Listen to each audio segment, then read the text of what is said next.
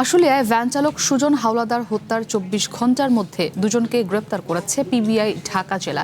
এছাড়া হত্যাকাণ্ডে ব্যবহৃত চাপাতে নিহতের ব্যবহৃত অটো ভ্যান, মোবাইল ফোনও উদ্ধার করা হয়েছে।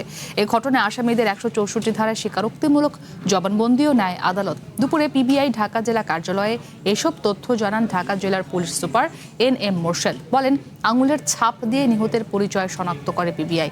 পরে আসামিকে মাদারীপুর থেকে আটক করা হয়। নিহতের বন্ধু মারুফ সুজনকে কাজের কথা বলে ডেকে নেয় কাশেমপুরে।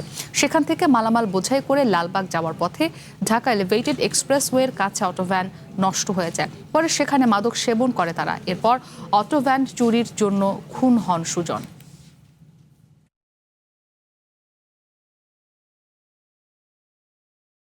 এই হত্যা মামলার রহস্য আমরা ২৪ ঘন্টার মধ্যে উদ্ঘাটন করেছি এবং এই বিষয় সংক্রান্তে আমরা ২ জন আসামিকে মাদারীপুর থেকে গ্রেপ্তার করে এনেছি এবং তাদের কাছ থেকে ভিকটিমের মোবাইল এবং এই ডিসিজডকে হত্যার যে চাপাতি সেটা উদ্ধার করা হয়েছে।